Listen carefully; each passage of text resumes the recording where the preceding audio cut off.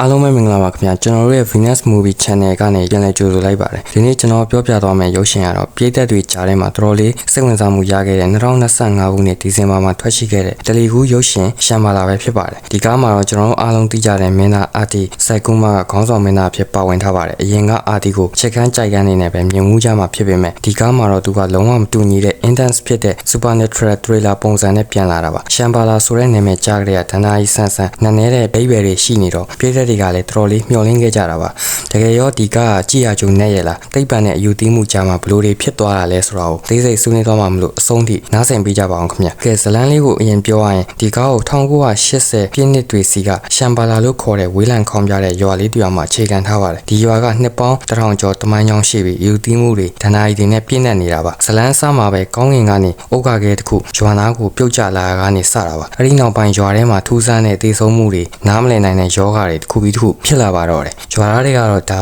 သူတို့ရွာကဒဏ္ဍာရီလာမကောင်းဆိုးရရဲ့ကျင်းစာကြောင်းလို့ယုံကြည်ကြတာပေါ့ဒါကိုစုံစမ်းဖို့အတွက်အစိုးရကဘူမိဗေဒပညာရှင်ဘေဂရန်ကိုလွှတ်လိုက်ပါတယ်ဘေဂရန်ကတော့သိပ္ပံပညာကိုပဲယုံကြည်တဲ့သူတစ်ယောက်ပါသူကဒီဖြစ်ပျက်တွေကဥက္ကာခဲကနေထွက်လာတဲ့ရောင်ခြည်ဖြာထွက်မှု radiation ကြောင့်ဖြစ်တာလို့ယူဆပြီးရွာသားတွေရဲ့အယူသီးမှုကိုတိုက်ဖြတ်ဖို့ကြိုးစားပါတယ်ဒါပေမဲ့သူစုံစမ်းလေသိပ္ပံပညာနဲ့ဖြည့်ရှင်းလို့မရတဲ့ထူးဆန်းဆန်းဖြစ်ပျက်တွေကပုံများလာလေဖြစ်လာပါတယ်ရွာကဖုံးကြီးနဲ့ဘေဂရန်ကြားပြိပခတွေအတိတ်ကနည်းနည်းလျှို့ဝှက်ချက်တွေနဲ့ဇလန်းကိုအရှိန်အဟုန်ပြင်းတင်ဆက်ထားပါတယ်တရုတ်ဆောင်ပိုင်းကိုပြောရရင်တော့ဒီဆိုင်ကူမာတွတ်တော့ဒါအကောင်းဆုံးကမ်းမတ်တစ်ခုလို့ပြောလို့ရပါတယ်သူ့ရဲ့ background အဖြစ်တရုတ်ဆောင်မှုကအရင်အားထက်ပိုပြီးအများကြီးရင့်ကျက်လာပါတယ်အထူးသဖြင့်သိပ္ပံပညာရှင်တယောက်ရဲ့တည်ငြိမ်မှုနဲ့နောက်ပိုင်းမှာကြုံတွေ့ရတဲ့စိတ်ပိုင်းဆိုင်ရာတုံ့လုံမှုတွေကိုသူကောင်းကောင်းတရုတ်ဆောင်နိုင်ခဲ့ပါတယ်အန်ချနာလာယာဒေဗီကလည်းဇလန်းမှာရေးကြီးတဲ့လျှို့ဝှက်ချက်ရှိတဲ့အမျိုးသမီးအဖြစ်ပါဝင်ထားပြီးသူတို့နှစ်ယောက်ရဲ့ chemistry တဲ့ဇလန်းရဲ့ mystery ကိုဖော်ဆောင်တဲ့နေရာမှာပိုပြီးအားကောင်းစေပါတယ်support တယောက်ဆောင်တွေကလည်းသူတို့နေရာမှာသူတို့ပြည်ပြင်းစွာတရုတ်ဆောင်နိုင်ကြပါတယ်ရုပ်ရှင်ရဲ့နည်းပညာပိုင်းမှာတော့ cinematography တကယ်ကိုချီးကျူးစရာပါ1980ခုနှစ်တည်းရဲ့ခန်းစားချက်တွေကိုရအောင်အယောင်သွေး color grading နဲ့ဝက်စုံဒီဇိုင်းတွေကိုတေချာယူဆိုင်ထားပါတယ်ရွာရဲ့လျှို့ဝှက်စမ်းကြဲတဲ့ပတ်ဝန်းကျင်ကိုရမ်းလှတဲ့ frame တွေနဲ့ရိုက်ပြထားပါတယ်နောက်ထပ်အားသာချက်တစ်ခုကတော့